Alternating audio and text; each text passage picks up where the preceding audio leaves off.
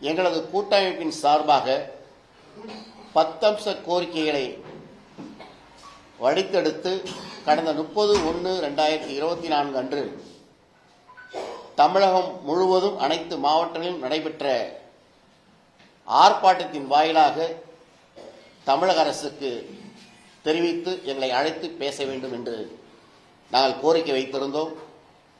அதன் பேரில் 13/2/2024 அன்று தலைமைச் செயலகத்தில் மாண்புமிகு பொதுப்பணித்துறை அமைச்சர் அவர்கள், மாண்புமிகு மதுவிலக்கு மற்றும் ஆயத்தீர்வை மற்றும் வீட்டு வசதி வாரிய அமைச்சர் அவர்கள், மாண்புமிகு கல்வித்துறை அமைச்சர் முன்னிலையில் எங்களுடைய கோரிக்கைகள் பற்றி நீண்ட நேரம் விவாதித்தார்கள். பின்னர் மாண்புமிகு தமிழக முதல்வரிடம் தெரிவித்து உங்களுடைய கோரிக்கையை பற்றி முதல்வர் அறிவிப்பார் என்று தெரிவித்திருந்தார்கள். அதன் பேரில் மாண்புமிகு தமிழக முதல்வர் எங்களை அழைத்து பேசுவார் என்று நாங்கள் எண்ணி இருந்தோம். ஆனாலும் எங்களை அழைக்காத காரணத்தினால் கோரிக்கையின் தாக்கத்தை அறிந்து நாங்கள் வைத்திருக்கின்ற முக்கிய கோரிக்கைகளான பழைய ஓய்வூதிய திட்டம் அமல்படுத்த வேண்டும், சரண் விடுப்பு பணப்பலனை மீண்டும் வழங்க வேண்டும்,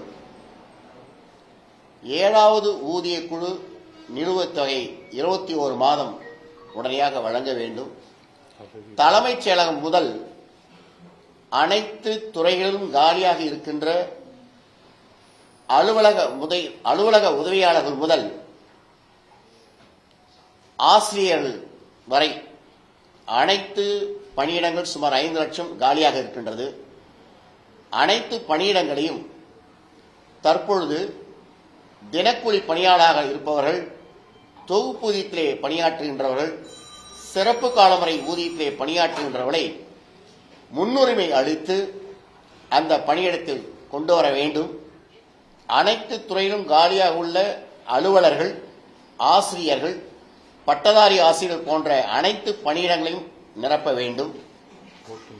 அதேபோல அரசு ஓட்டுநர்களுக்கு அவர்கள் 7 ஆண்டுகள் பணி முடித்தவுடன்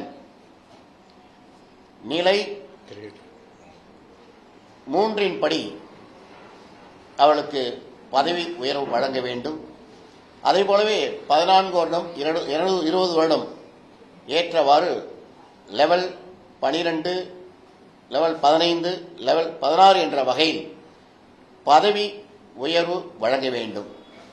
டைம் பவுண்டட் ப்ரமோஷன் போன்ற 10 அம்ச கோரிக்கைகளை வலியுறுத்தி ஏற்கனவே நாங்கள் அறிவித்தபடி இன்றைய தினம் வேலைநிறுத்தம் நடைபெறும். சுமார் இன்றைய வேலைநிறுத்த போராட்டத்தில் 5 லட்சத்துக்கும் மேற்பட்ட பணியாளர்கள் கலந்து கொள்வார்கள்.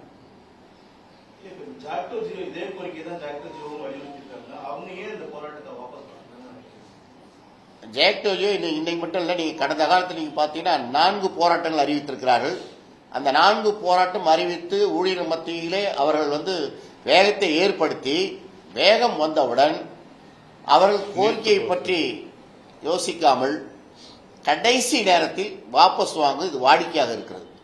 எனவே இன்றைக்கு தமிழக அரசிலே பணிபார்க்கின்ற கீழ்நிலை பணியாளர்கள் முதல் மேல்நிலை பணியாளர்கள் வரை தங்கள் கோரிக்கையை பற்றி இவர்கள் சிந்திக்கவில்லை என்ற கோபம் அதிகரித்துள்ளது.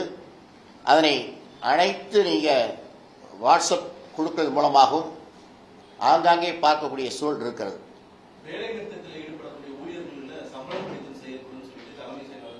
இது கடந்த காலத்தில் நோ ஒர்க் நோ பே அது இருக்கதான் செய்யுது. எங்களுக்கு கோரிக்கை நிறைவேறணும். எங்கள் கோரிக்கையாக ஒரு நாள் நாங்கள் வேலை நிறுத்தம் செய்கிறதுனால அந்த சம்பளம் இழப்பு ஏற்படுவதை நாங்கள் ஏற்றுக்கொள்கிறோம்.